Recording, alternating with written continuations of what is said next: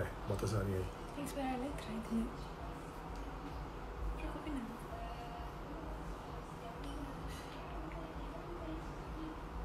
Pronto, ela entrou.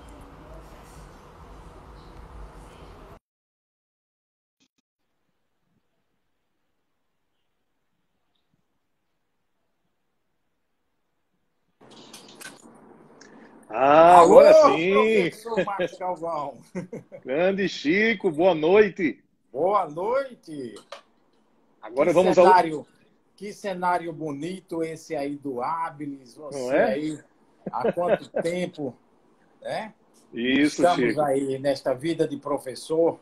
Isso. Uma honra, né? Porque assim, há tanto tempo que eu gostaria de ter tido essa aula juntamente com o meu ídolo, minha mestra, Zarinha, que está comigo no ofício do magistério há tanto tempo. Fui aluno dela por 2 anos durante a minha carreira de professor e é inadmissível.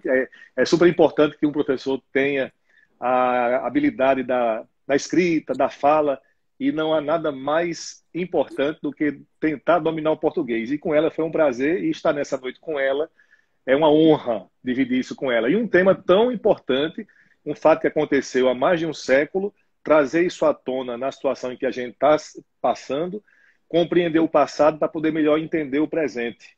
E eu convido Zarinha a fazer uma viagem agora ao Rio de Janeiro, não uma viagem de avião, porque é proibido, a gente não pode ter aglomeração, mas fazer um avião no lúdico, pegar agora o voo para o Rio de Janeiro e calibrando no tempo para mais de um século para trás, para poder a gente entender se realmente a revolta da vacina é simplesmente fazer jus ao nome do título.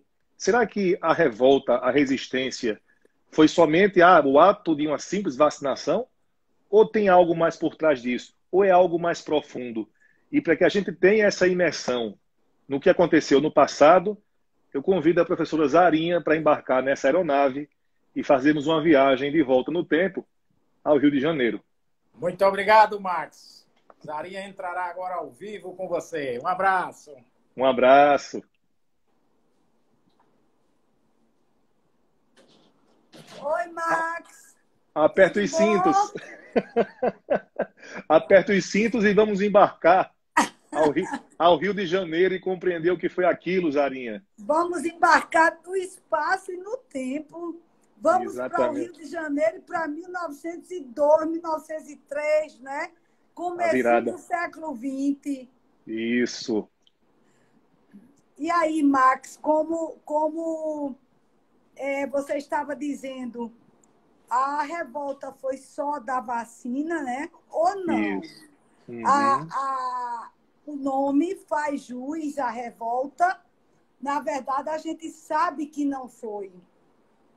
A gente sabe que quando Rodrigues Alves tomou posse como presidente em 1902, ele resolveu urbanizar o Rio de Janeiro, porque o Rio de Janeiro era uma cidade insalubre, era uma das cidades mais insalubres do mundo. Havia uma média de 14 epidemias espalhadas no Rio de Janeiro. Havia a coqueluche, a difteria, a escarlatina, a febre amarela, o sarampo, a varíola, a peste bubônica, o tifo. E a fama do Rio de Janeiro como cidade insalubre tinha se espalhado já no mundo. Na Europa, os argentinos, por exemplo, diziam que era muito melhor os turistas irem conhecer Buenos Aires, que fazia jus a seu nome, Buenos Aires, era muito melhor que ir conhecer o Rio de Janeiro e encontrar lá um surto perigoso de doença. Então, o Brasil estava com essa fama, sua capital era uma mina de carvão, era insalubre. Os turistas passavam direto da Europa para Buenos Aires. Então, Rodrigues Alves resolve reurbanizar o Rio de Janeiro. Com a ajuda do prefeito... Muito bem, Max. Com a ajuda do prefeito, que por Pereira sorte, Passos. Pereira Passos, que por sorte de Rodrigues Alves, dos cariocas e nossa, dos brasileiros, era engenheiro civil, né? Isso. Então, juntava. Ele era prefeito e era engenheiro civil, quer dizer, era o homem certo para gerenciar a reforma. Mas a reforma exigia muitos sacrifícios. Tinha que derrubar 614 cortiços, porque os cortiços eram um foco de imundície, era um foco de sujeira. Os cortiços não tinham instalações sanitárias e se fazia suas necessidades a céu aberto. Todos os moradores. Imagine, Max, que um cortiço, só um cortiço, possuía 4.000 quartos. Imagine que eram 614 cortiços no Rio de Janeiro. Era conhecido como a cidade dos cortiços. Imagine todos esses moradores, em média, 3, 4 moradores por quarto, fazendo suas necessidades a céu aberto. Então, tinha que se derrubar os cortiços. E a gente vai se perguntar para onde vão os moradores, não é? Se seria tão difícil. Zarinha, teria que ser realmente um plano de conscientização, mas eu acho que nesse cenário aí pintado da época, o prefeito Pereira Passos e o presidente Rodrigues Alves fazerem um plano de conscientização em toda essa população amontoada seria de pouca eficácia, teria que ser algo mais agressivo.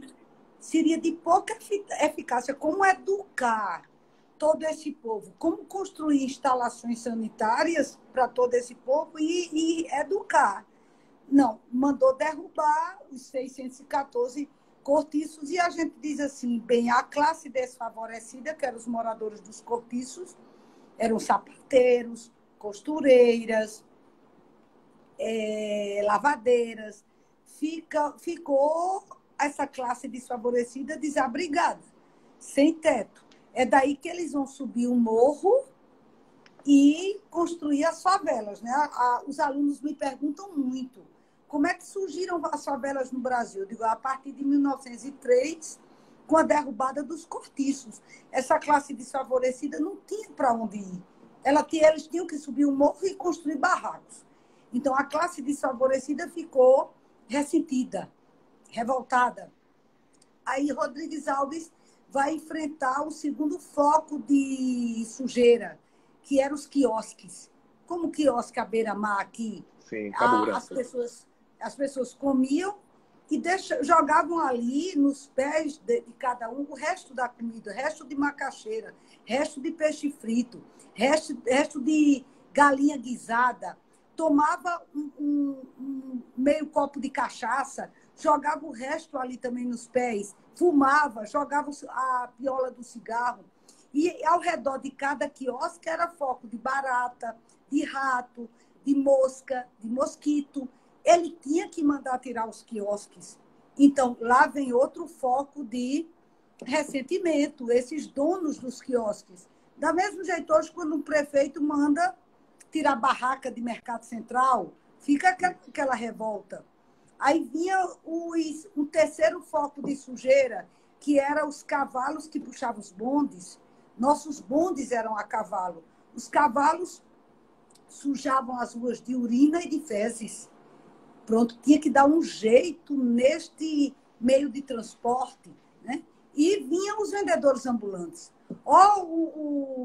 O foco que Rodrigues Alves e Pereira Passos tinha que mexer, né? O vespeiro. Eram vendedores ambulantes que sujavam a rua, com resto de comida, com papel. Eram os quiosques, eram os cortiços, os pardieiros. E eram os bondes. Então, tinha que fazer uma reforma para trazer a limpeza, a higiene, a asepsia ao Rio de Janeiro. Ele tirou 8 milhões de libras de empréstimo. Era uma reforma que ia custar muito dinheiro ao governo brasileiro. Tinha que ser uma reforma bem feita, uma reforma efetiva, que surtisse efeito. E a população toda ressentida. Quando ele derruba, Marx, manda derrubar os cortiços, Imagine que não era só a classe desfavorecida que ficou ressentida. É a classe média, a classe rica, que não podia transitar pelo centro do Rio, tudo derrubado. Quando derruba os cortiços, a sujeira é pior do que se imagina. A sujeira que estava por baixo era muito pior do que se imaginava. Então, o centro do Rio ficou intransitável, com madeira, com telha, com prego, com a sujeira. Então, como na casa da gente, quando faz uma reforma, exaspera os nervos da gente, uma reforma dentro de casa. Quando é que nós ficamos insatisfeitos? Quando a reforma termina, que limpa tudo, que a gente diz, puxa vida, que bacana que está a minha casa depois da reforma. Mas enquanto dura a reforma, nossos nervos ficam à flor da pele. Então, estavam todos os moradores do Rio de Janeiro sem acreditar e sem apoiar aquela reforma. Mas a linha também tinha a questão de não só fazer a limpeza, como também dar uma cara nova, um facelift ao Rio de Janeiro. Por exemplo, parece que havia uma ideia de transformar as ruas em ruas largas, tinha como inspiração, né? Avenidas, transformar as avenidas, em avenidas. Os bulevares de Paris, né? tinha essa inspiração de Paris também, né? Os bulevares de lá. Em avenidas e arborizar essas ruas. Pronto, é quando a população começa a ficar satisfeita quando vê a inauguração da primeira avenida, que já dá um ar de capital, como você lembrou aí, capital parisiense. Pronto, a primeira avenida inaugurada. Mas até se inaugurar isso, a população foi se exasperando, vendo toda a cidade um ribuliço, uma azáfama na cidade. Então, havia esse lado da reurbanização que fazia a população ficar descontente. Aí, o que é que aconteceu? O navio que chegou, né? O Lombardia, que chega, e como eu disse a você, havia uma média de 14 epidemias no Rio de Janeiro. Era coqueluche, era sarampo, era tifo, era febre amarela. E a população, para você ver, Max, era uma média de 1.000 mortes no verão e 4.000 mortes no inverno, só de febre amarela. Isso recorrentemente. 4.000 mortes no inverno, em média, 1.000 mortes no verão. Só da febre amarela. Aí chega o Lombardia, um navio italiano, a Baía da Guanabara, para tirar mercadoria e colocar, para tirar mercadoria que vinha da Itália, despejar mercadorias que vinham da Itália e levar daqui mercadorias para a Itália. Aí 337 tripulantes, marinheiros. Esses 337 marinheiros descem. Para onde vão marinheiros, né? Para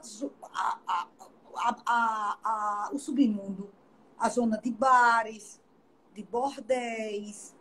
E o que é que aconteceu? O maior escândalo na história do Rio de Janeiro. Desses 337 marinheiros que desceram para ir beber, para ir farrar, 234 morreram. Pronto. A gente diz assim, quando é que Rodrigues Alves teve a ideia de debelar, pelo menos, a febre amarela, a varíola, e a varíola foi daí, desse escândalo. Porque os jornais da Europa noticiaram em primeira página de uma tripulação de 337 marinheiros, 234 morrem porque contraíram febre amarela, contraíram varíola. Então, era praticamente um centro de doença, não podia ter nenhuma estadia de navio aqui, tinha que realmente vindo e pular do porto, realmente, não podia atracar o porto aqui, porque ali haveria infecção em massa, como aconteceu nesse caso aí. Quase 100% adquiriu. Não sei se os alunos ouvem falar, ou você mesmo, que os navios vinham da Europa, cheios de turistas, aí paravam na Baía da Guanabara, com uma distância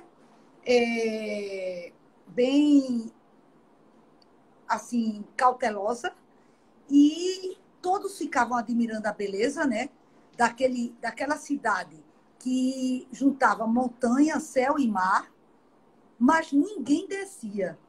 Lima Barreto, nosso escritor pré-modernista, ele disse que era uma vergonha.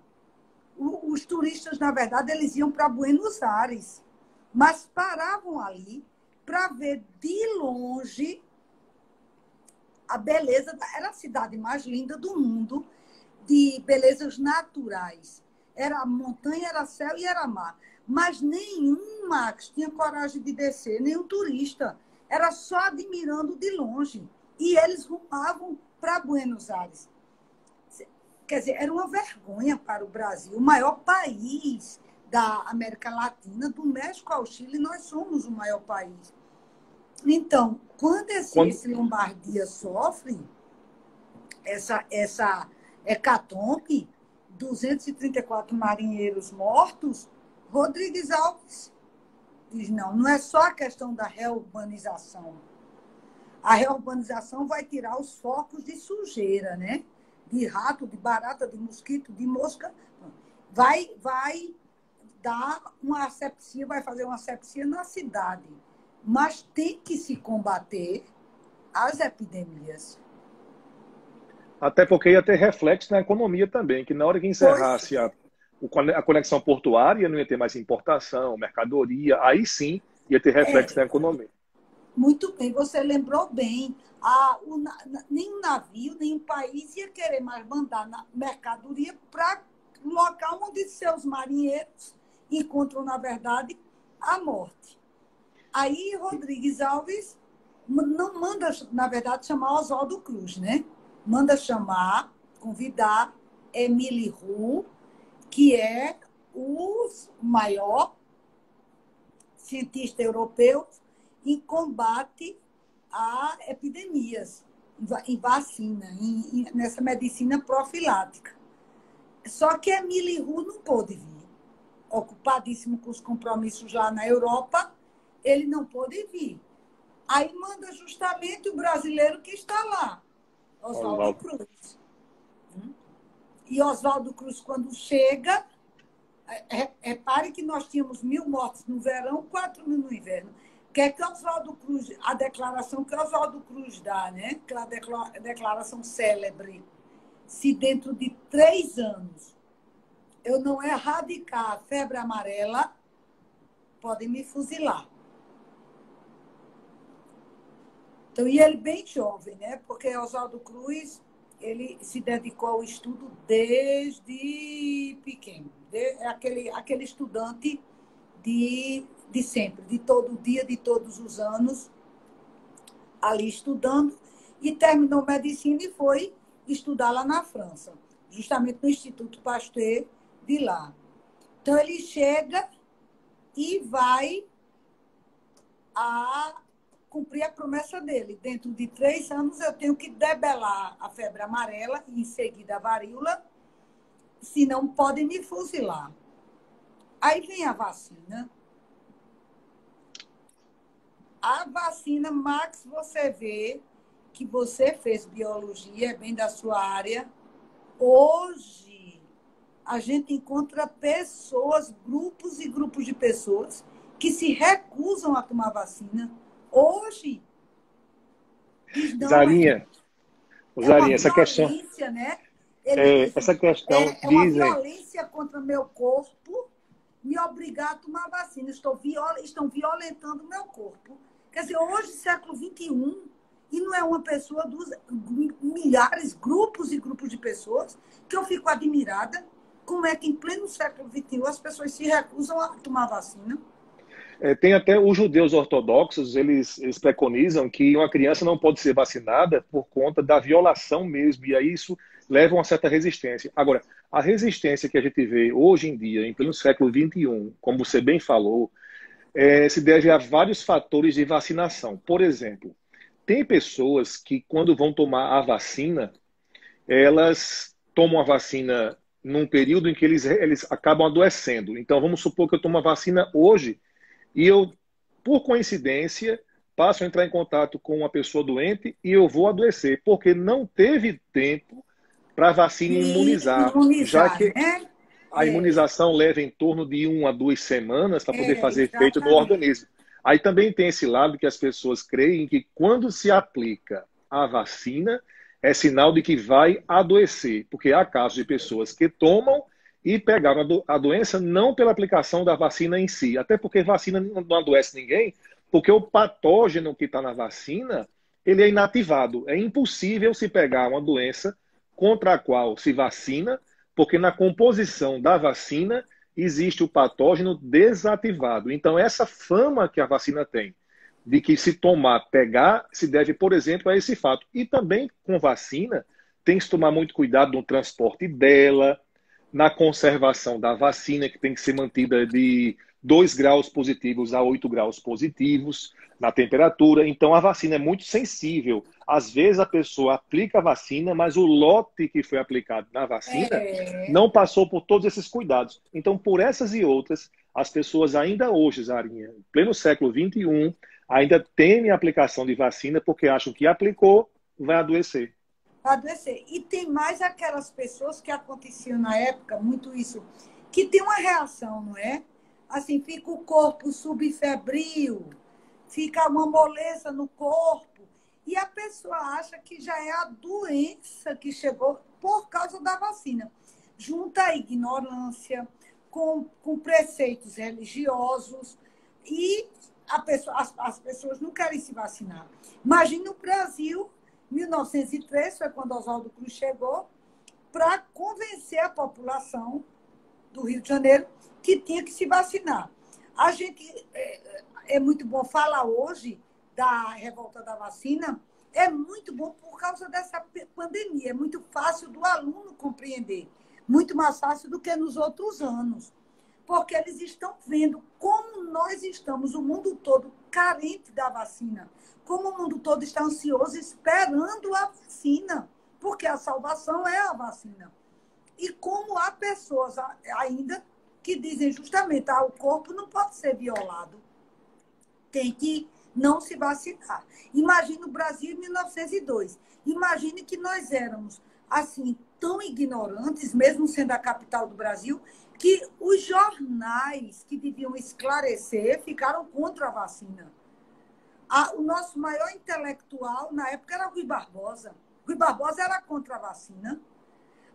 Significa, Max, a classe esclarecida ficou contra a vacina. Havia liga contra a vacina, né? Liga contra a vacina obrigatória. Rui Barbosa, que era uma referência intelectual contra a vacina. Os jornalistas contra a vacina.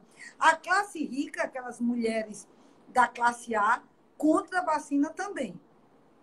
Então, a medida de Rodrigues Alves foi a medida certa. O que é que ele fez? Ele botou proibições. Você pode não se vacinar, mas você não pode, daí em diante, você não pode mais matricular filho em colégio, em escola, porque vão exigir seu atestado, seu comprovante de vacina. Você não pode se hospedar em colégio ou em hotel. Vão exigir seu comprovante de vacina. Não pode Casar. Não pode casar, não pode comprar ticket de trem, nem dentro do estado, nem para fora do estado. Não pode assumir nenhum emprego porque existe comprovação de vacina. Foi a medida certa dele, racional. Bem, ninguém vai puxar você de dentro de casa para ir se vacinar. Mas você não pode matricular seu filho no colégio, você não pode casar, você não pode se hospedar em nenhum hotel, você não pode assumir nenhum emprego, você não pode comprar bilhete de trem, nem bilhete de bonde. E se algum médico ou alguma autoridade pediu o seu atestado de vacina, você não tiver, você paga uma multa. Pronto. Então, quer dizer, mesmo com tudo isso, a gente chama vacina obrigatória, né? Porque a pessoa ficava limitada, não podia fazer nada. Mas ninguém arrastava você de casa para ir se A doutora vacinar. Roxana está dizendo que até hoje nos consultórios tem essa resistência. Está vendo, ó, Roxana, que é médica, do AMIP, e é minha vizinha aqui no prédio, ela está dizendo que até hoje, no consultório dela, há essa resistência. Ela é pediatra. Ela é pediatra. Agora, eu fico admirado é que a resistência não era da classe pobre, da classe iletrada, da classe desfavorecida, era de um Rui Barbosa, era da classe rica, da elite, né? Então, Rodrigues Alves faz isso. Bem, eu vou restringir a vida dos moradores para eles terem que se vacinar. Aí, reparem, Rodrigues Alves mandou dedetizar obrigatoriamente todas as casas. Todas as casas tinham que ser dedetizadas. Os moradores se irritavam. Hoje, os mecanismos de dedetização são muito rápidos na nossa casa. Não desarruma tanto. Mas, no começo do século, dedetizar casas aqui no Brasil e no resto do mundo era muito rudimentar. Um processo muito tosco. Desarrumava tudo, desmanchava tudo dentro de casa. Então, a dedetização tinha que ser feita de casa em casa, de rua em rua, de bairro em bairro, irritava a população. Rodrigues Alves ofereceu um bônus de R$300, que era a nossa moeda, era real, então era R$300, para quem caçasse ratos. Então, aqueles moleques do Rio de Janeiro ficavam ali matando rato nas calçadas, nas casas, por todo canto. Irritava a população, os moleques com um pedaço de pau, correndo atrás dos ratos, os ratos saindo de suas tocas, e eles todos loucos para caçar ratos, para poder, cada rato valia R$300. Então, tudo isso vai irritando. Eu tenho que ser obrigada a detetizar a minha casa. Ver na rua rato por todo canto e aqueles moleques atrás desses ratos. Ver a sujeira no centro do Rio com a derrubada dos cortiços. Aí vem, não, você não pode matricular filho em colégio, você não pode se hospedar em hotel, você não pode viajar, que não tem bilhete para vender, se você não tiver tomado a vacina. Tudo isso foi assim, juntando, né? Hoje você vê, Max, eu fico até admirada até com a vacinação hoje do governo. Minha cozinheira, eu fui dizer a ela, eu vou tomar vacina do H1N1. Ela disse, e aqui no prédio da senhora não vieram vacinar, não? Todo mundo? Eu disse, não. Ela disse, pois eu moro em Santa Rita. E de casa em casa, a equipe médica saiu vacinando, ela fala, nós todos, estamos todos vacinados contra a H1N1 em Santa Rita. Ela ficou admirada, porque ela disse que aqui é tudo prédio de classe elevada e não viu uma equipe médica vacinar. Quer dizer, hoje eu acho esse serviço bem eficiente, pelo que ela me disse, né?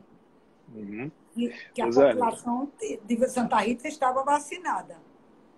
Essa questão que você falou sobre os ratos, a vacinação contra a varíola, né, dos ratos é por conta da peste bubônica, né, em que as pulgas do rato transmitem.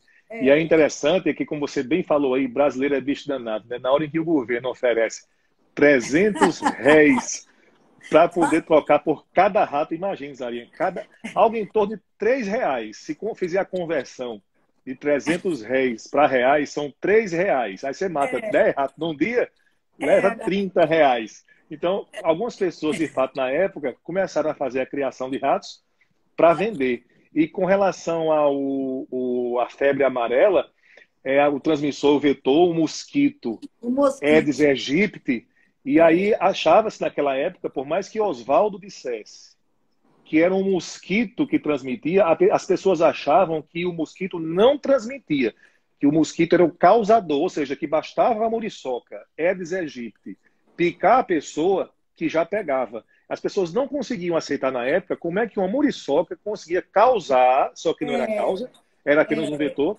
a febre amarela. Inclusive o nome Aedes aegypti ele deriva, significa o horrível que veio do Egito. O Egito. Ó mesmo. Aedes aegypti, o horrível oriundo do Egito, como se fosse uma praga do Egito. E, de fato, o danado porque o Aedes aegypti, ele não só propaga a febre amarela, como também é transmissor da zika, da dengue e da chikungunya. Então, ele precisava, de fato, entrar em cena, o Oswaldo, com as suas brigadas, até com apoio de milícia, né, da polícia militar, para poder chegar nas casas e fazer as dedetizações, para evitar a propagação do mosquito. Eles usavam muito, na época, enxofre, como composição do agente dedetizador, enxofre e piretro, que é um inseticida botânico, que não faz mal à saúde humana. Então, tudo aquilo era meio que coercitivo, né? Muito compulsório. Isso gerava, de fato, uma raiva na população. Você é obrigado a dedetizar a sua casa. Você quer dedetizar a sua casa quando você tiver vontade, você tiver necessidade, e não por norma do governo. E Max, aí já é uma evolução, quando a população acha que é o mosquito que causa a doença. Porque quando Oswaldo Cruz chegou aqui ao Brasil para debelar a febre amarela, se dizia que se transmitia pelo suor, pelo sangue, pela saliva. Ainda era, o raciocínio ainda era errado, o pensamento ainda era errado. Então, ele é que vai explicar como é a transmissão da doença. Então, juntou tudo isso, essa coerção em cima da pessoa. Ó, vai ter que dedetizar, vai ter que vacinar, senão sua vida não vai para frente, não vai se movimentar. E junta com o desmantelo da cidade sendo reurbanizada, e por cima disso tudo ainda vinha a carestia, o preço de tudo que tinha aumentado, a inflação, e o governo sem conseguir um plano econômico para debelar a inflação. Então, quando a gente diz assim, a revolta da vacina, na verdade, a vacina foi a gota d'água numa situação que vinha provocando insatisfação no povo. Então, dia 10 de novembro, né? Pronto. Fazem um comício, imagina, Marcos, fazer um comício contra a vacinação. Então, fazem um comício contra a vacinação. Aí, a gente vê como, nos dias de hoje, o comício tem aquela bandeira de luta, mas no meio da plateia sempre tem uma turma do quebra-quebra. Toda vez é assim, a gente está vendo hoje como é que fica. Então, o comício era uma manifestação, um comício contra a vacinação obrigatória, como eles diziam. E vem aquele grupo com pau, com pedaço de ferro e com pedra. Você vê, a revolta foi tão grande, incendiaram o bonde, a revolta foi tão grande que arrancaram as pedras do calçamento. O paralelepípedo, eles arrancaram, quebraram vitrine de loja, saquearam loja. Aquela turma que chega com pau, com pedra, com pedaço de ferro, mas que a revolta se espalha e termina um bonde incendiado, paralelepípedos arrancados, usavam as pedras de paralelepípedo para quebrar a vitrine de loja. E você vê dias e dias essa revolta perdurando. Não é nem assim para a gente pensar, foi um quebra-quebra naquela hora do comício. Não, foi um quebra-quebra durante 8 dias, né? Do dia 10 ao dia 18, foi um quebra-quebra na cidade, resultando 945 mortos, resultando em prisões, 35 presos, 100 feridos. Mas você vê, Marcos, como a ciência e a racionalidade vai prevalecer nas ocorrências. Isso tudo ali, 8 dias de quebra-quebra na capital do país. Por quê? Por causa da gota d'água da vacina e do amontoado de insatisfação. Mas em 1907, a febre amarela estava debelada. Os 3 anos que Oswaldo Cruz pediu, né? Se eu não debelar em 3 anos, podem me fuzilar. A febre amarela estava debelada. Olha como a ciência e a racionalidade terminam por prevalecer. Em 1908, aí vem um surto de varíola. Todo mundo foi se vacinar. Sem nenhuma medida coercitiva, sem nenhuma ameaça e sem nenhuma manifestação, nem comício, nem liga contra a vacina, nada. Quer dizer, 4 anos depois, do Rio também urbanizado, tudo nos seus lugares, a própria população saiu para tomar a vacina contra a varíola. Como hoje a gente vê, a vacina do H1N1, aquelas filas você deve ter visto, aquelas filas Sim. enormes de carro, uma coisa assim. Nunca vi aqui aquelas filas enormes. A gente passava ali 4, 5 horas esperando a vez para se vacinar. E nós passamos umas 4 horas dentro do carro esperando para se vacinar. Quer dizer, não havia medida coercitiva, nada.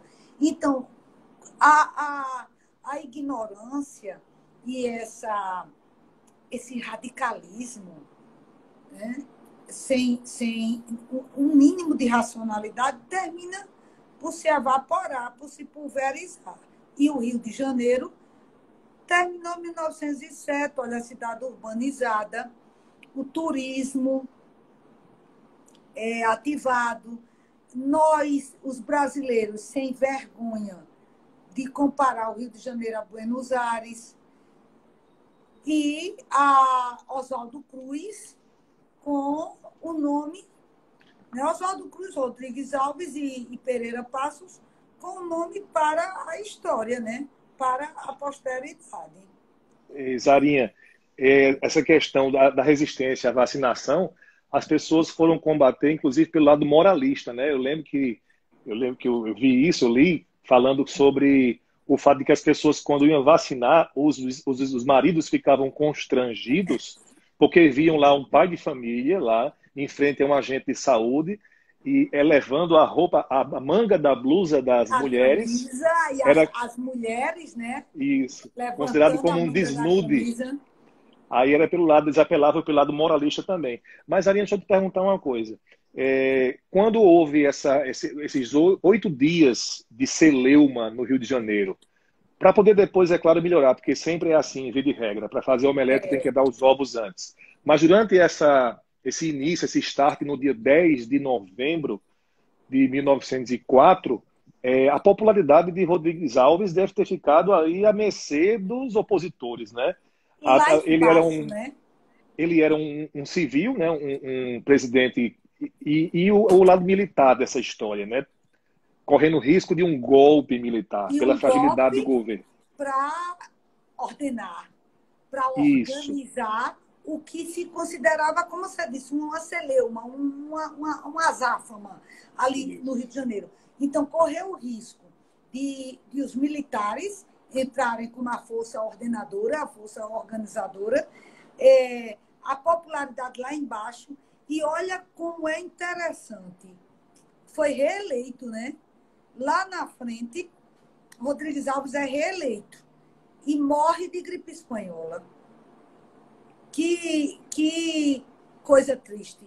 Nem governa, porque ele quando é reeleito e toma posse, em seguida ele morre, quando deputar as pessoas, vai ser o presidente. Ele morre de gripe espanhola. E você veja, Max, como depois se comprovou que todas as medidas dele foram corretas. A prova é que anos mais tarde ele se candidata novamente e se elege novamente. E por quanto tempo o Rio continuou, né, limpo, asséptico, organizado. Hoje a gente vê o Rio destruído. destruído moralmente, destruído politicamente e destruído materialmente. Mas por quanto tempo, graças a Rodrigues Alves, a Oswaldo Cruz e a Pereira Passos, o Rio ficou sendo uma capital organizada, as avenidas largas, arborizadas, iluminadas, passeios, né, como os bulevares de Paris, e sem as doenças. Eu acho que depois, Marx, pelo menos os livros... Quem no Brasil não teve vontade de conhecer o Rio de Janeiro, né? Chico está dizendo aqui, quem no Brasil, na época, não teve vontade de conhecer o Rio, depois de passado tudo, né? Ver aquela capital urbanizada, iluminada. E Chico está dizendo aqui, até muito pouco tempo, as pessoas tinham vontade de ir ao Rio, se sentiam bem no Rio de Janeiro, é porque o Rio, do governo de Brizola para cá, o Rio foi num processo de devastação moral, política e econômica terrível. Mas todo mundo gostava de ir ao Rio de Janeiro. E isso a gente agradece lá no começo do século a Rodrigues Alves. Rui Barbosa deve ter se arrependido, né? O Rui Barbosa deve ter se arrependido de ter sido contra. Era isso que eu ia falar.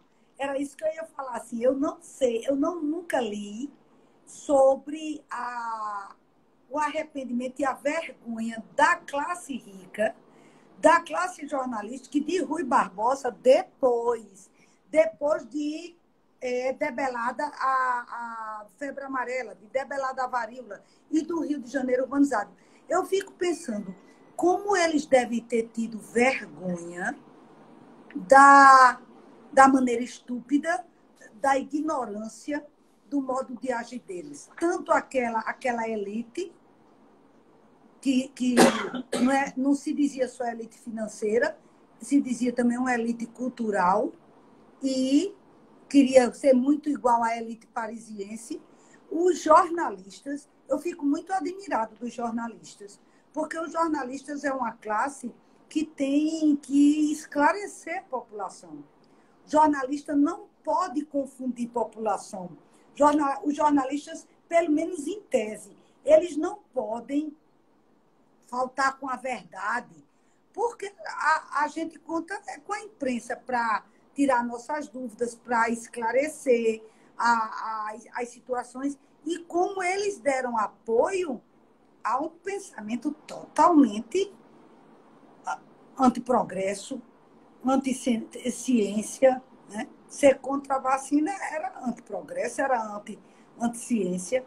E Rui Barbosa, eu não sei o que é que deu na cabeça dele, porque era um homem que conhecia a vida fora do Brasil. Não era aquele homem que só vivesse, só conhecesse aqui o Brasil. Era um homem lido, um homem culto.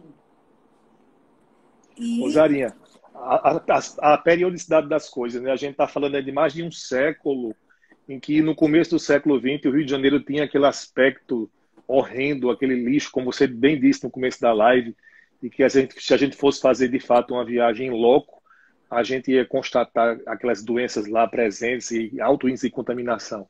Mas foi preciso aí, em menos de uma década, né, com o empenho do Oswaldo, Pereira Passos e Rodrigues Alves, uma mudança brusca. E aí, depois de um certo tempo, como você também bem lembrou, acho que em 1908, quando foi debelada, a situação se inverteu. O que era para as pessoas coercitivamente irem ser vacinadas, elas agora faziam filas para receberem a vacinação contra a varíola. Então, a gente vê aqui no panorama de um século passado que por que as coisas são periódicas? Porque parece que a humanidade precisa passar realmente muito tempo para entrar numa zona de conforto e o caos se instalar. A gente está aí com mais de um século depois, as coisas foram, talvez a Cidade Maravilhosa de 1908 para 1910, depois após a ação do Oswaldo Cruz, o Rio de Janeiro, capital da época do Brasil, tivesse realmente melhorado. Mas a gente nota, não só o Brasil, não só o Rio, não só o Brasil, mas o mundo todo, parece que entra com o passar do tempo numa certa zona de conforto e que para poder as coisas voltarem ao normal ou voltarem dentro da situação razoável de viver, é preciso que haja um abalo. E por que eu estou falando isso? Pela situação do que a gente está vivendo hoje do Covid, né, Zarinha? Porque foi preciso que houvesse tudo isso.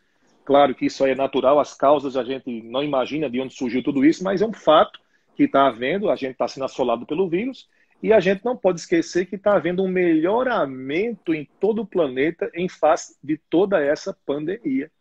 Algo parecido em menor proporção aconteceu naquela época, do tema da nossa live, que foi a revolta da vacina, a gota d'água, e que gerou uma certa melhoria, como você bem disse. Mas é bom também lembrar que a gente passa por momentos de tranquilidade, e essa tranquilidade chamada zona de conforto leva a gente a começar a repetir os erros do passado, mas que depois que tem uma avalanche como essa que está vindo aí, a gente, no mínimo, tem que refletir para poder voltar tudo ao normal. O que eu acho, sabe, Max, é de muita, assim, de muito valor na situação de hoje e na situação de 1903 aqui, é que as pessoas se conscientizam da ciência, do que a ciência pode fazer pela humanidade. Então, acho que toda vez que há essas pandemias, o grande ensinamento para mim, que eu sou uma vibradora da ciência, uma apoiadora da ciência. Eu digo todos os dias, eu digo na minha sala de aula, eu digo todos os dias, quando eu levanto, que abro meus olhos na cama, eu agradeço a ciência.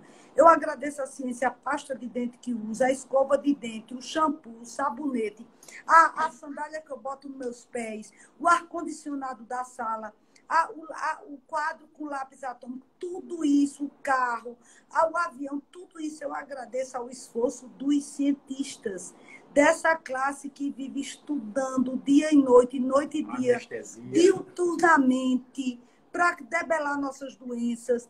A humanidade deveria se ajoelhar todos os dias. Nós todos estamos vivos, agradeçamos a ciência.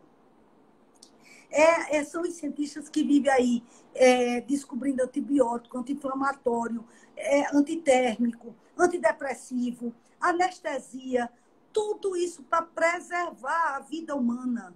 Então, eu acho que as pandemias, o melhor das pandemias, a maior lição, a melhor lição é dizer à humanidade, minha gente, valorizem os cientistas.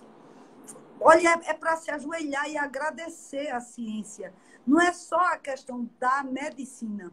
Tudo. Nós moramos em edifícios, agradecemos a ciência, a engenharia que erguem esses edifícios, as estradas, os navios, tudo que nós temos. Toda vez que eu ajeito meus óculos, eu penso, meu Deus, que seria da minha visão se os cientistas não tivessem estudado tanto para criar óculos, lente de aumento, óculos para longe, óculos para perto. Tudo isso.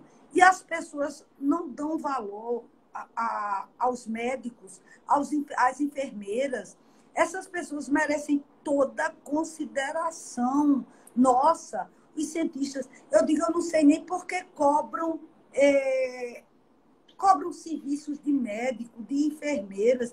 Esse povo que se dedica à humanidade. Claro que eu sei que existem cientistas, médicos, enfermeiras que não cumprem seu papel. Mas, no geral, os cientistas batalham, trabalham para preservar a vida humana na Terra.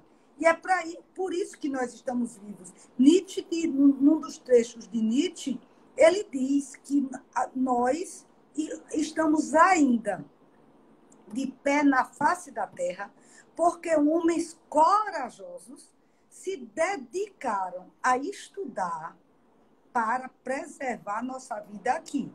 Então, ninguém nem imagina quantas horas um cientista passa em laboratórios, pesquisando, noites sem dormir, estudando.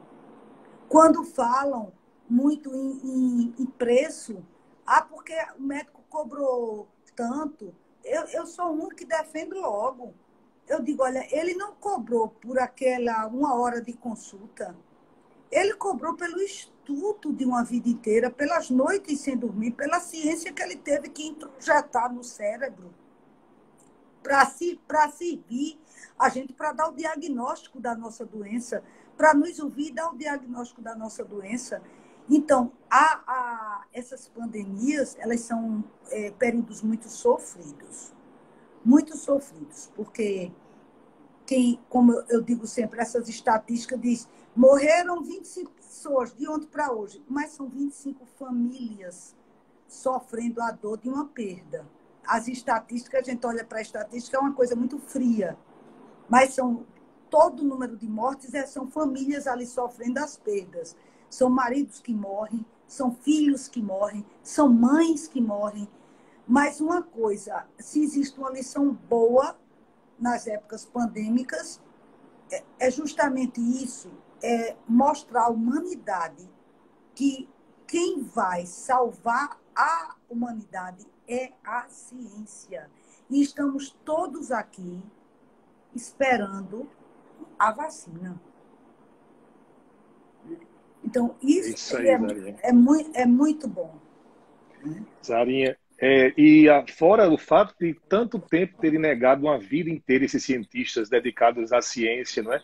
É como você bem disse, o médico que cobra X não é somente aquela consulta. E a vida que se passou, e as farras que deixou de brincar, né? E as viagens que deixou de fazer. Eu digo as noites de sono que ele perdeu, viagem que deixou de fazer, a companhia que ele deixou de fazer, a mãe, ao pai, a esposa, aos filhos.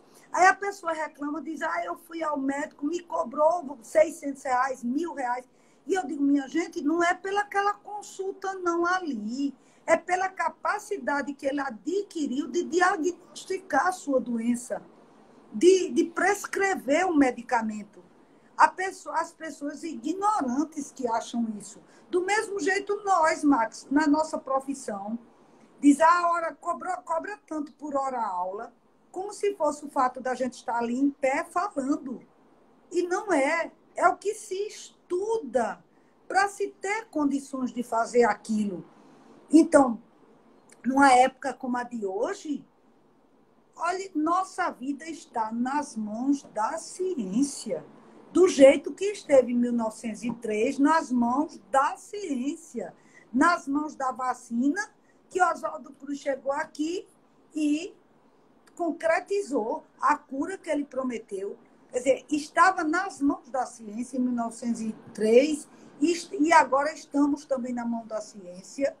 Ô, Max, só interrompendo aí para fazer uma pergunta. Nesta... Marido não pode fazer pergunta, não. Tá aí, Chico? Diferentemente de 1904, né? 1903... 1904, Oswaldo Cruz assumiu a liderança. Mesmo sem a credibilidade, sem a adesão do povo, ele assumiu. E teve autoridade. E teve autoridade para isso. Hoje nós temos uma desautoridade generalizada, né? A gente não sabe qual é a solução do problema. Quer dizer, isso mundialmente. Por mais que ele tivesse dito assim que vai ser obrigatório e realmente assumiu com pulsos próprios, foi lá, pediu apoio, o governo deu, a gente tinha credibilidade nele. As pessoas que não achavam que era falácia e acreditavam no Oswaldo tinham um porto seguro. E hoje, que você acorda com um certo líder de governo da saúde, um ministro, e quando você dorme com um certo ministro, quando acorda já é outro. Qual é a sensação de segurança que a gente vai ter no próprio país da gente? Muitas vezes me pego pensando assim, que a ciência revele logo essa vacina, Zarinha e Chico, mas eu vou ser muito sincero, eu deposito muita esperança num país que não é o nosso. Essa vacina virá sim, mas é claro que não virá aqui do Brasil. E nada para ser o contrário, ou melhor, incluir também o Brasil nessa esperança, a gente não tem nenhum porto seguro. Ministros que já tivemos, passaram por nós, a gente tem uma certa insegurança hoje, e seria tão bom se a gente dissesse, poxa, o Brasil está recebendo dinheiro na ciência para investir, e logo mais, daqui da nossa casa, sairá a cura. Mas parece que nossa nação pensa, na verdade, em outros valores. Vale muito mais pagar milhões e milhões a quem bate bola do que realmente pagar um cientista que vai trabalhar em prol do mundo inteiro. Só um minutinho, a doutora Roxana está escrevendo aqui na live. ela disse que os médicos não estão sendo ouvidos nesta pandemia. Os políticos e muitas pessoas dando opinião aí, né? Então, talvez seja uma desinformação por uma questão política e por aí, né? E você vê, Max, a Rodrigues Alves deu total apoio ao Oswaldo Cruz, né? Deu total liberdade ao Oswaldo Cruz e total autoridade. Bem, o que Oswaldo Cruz disse foi feito. O que Oswaldo Cruz prescreveu foi feito. Não é o caso de agora. Agora, você, como diz, a gente anoitece com o ministro, amanhece com outro. Parece um governo todo de desequilibrados e nós não temos um presidente que se sinta responsável pela nação. Um presidente que se sinta responsável, que diga assim, eu sou o responsável, eu tenho que tomar a frente, tenho que determinar e ter um ministro da Saúde que tenha uma credibilidade e uma autoridade para dar um norte.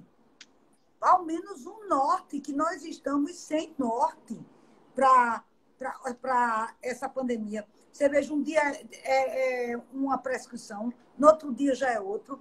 Isso serve, isso não serve, a gente não sabe. É diferente de 1903, com Oswaldo Cruz. Oswaldo Cruz chega e diz, olha, o caminho é este, a população pode reclamar, pode achar ruim, passeata, quebra-quebra, mas o que ele determinou foi feito. E o funcionou. Resultado se viu. E funcionou. Max, só para interromper mais um momento, já que você falou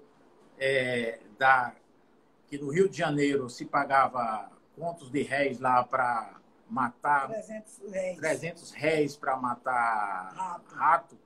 Né? O governo oferecer, passaram a criar rato para poder matar e entregar. Né? Então, nesta piada, que parece piada ao longo do tempo, então eu quero externar nessa live a minha profunda tristeza de ter visto pessoas que se apropriaram de dinheiro, pessoas conhecidas da nossa sociedade que se apropriaram de dinheiro indevidamente, criminosos que retiraram o dinheiro que era da pobreza, que era um pouco dinheiro que a nação tem. Então, eu quero aproveitar a sua live, que é sua, eu agradeço, mas eu quero externar aí para quem estiver nos ouvindo e não está aí, a sociedade está vendo. E isto é a grande vergonha. Uma vergonha. Uma vergonha e uma decepção. Decepção que a justiça precisa dar uma resposta. Eu estou envergonhado. Compartilho do seu pensamento também, Chico. E se a gente pudesse voltar do Rio de Janeiro, poderíamos trazer de volta Rodrigues Alves, Oswaldo Cruz, para colocar moral nesta saúde da gente, neste país, porque realmente tem momentos em que a gente fica sem esperança. E não ter esperança é algo comprometedor para a saúde da gente, inclusive. Quantas pessoas estão tomando remédio hoje em dia para dormir, para relaxar, ansiolíticos? A venda de ansiolíticos subiu vertiginosamente, isso tudo por conta de uma instabilidade do governo que a gente tem hoje e dos políticos que ficam praticando esse tipo de delito. É lamentável. E aí, se pudéssemos voltar... Pois, Arinha.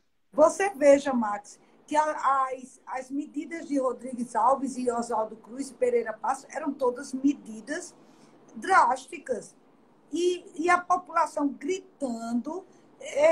amaldiçoando, maldizendo, e eles lá sustentando, mas não pode viajar, não pode matricular filho em colégio, não pode se hospedar em hotel, manda derrubar cortiço, tudo que a população não queria, mas que tinha que ser feito. Eu acho que estamos chegando, é 1h, viu, Max? Então é bom se preparar para as finalizações.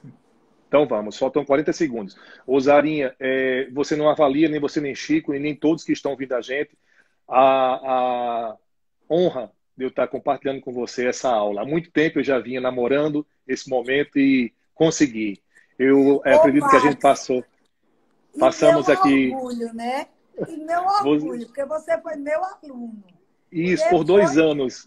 2 anos. Depois foi professor comigo. E estamos agora... Há quantos anos nós fomos professores juntos?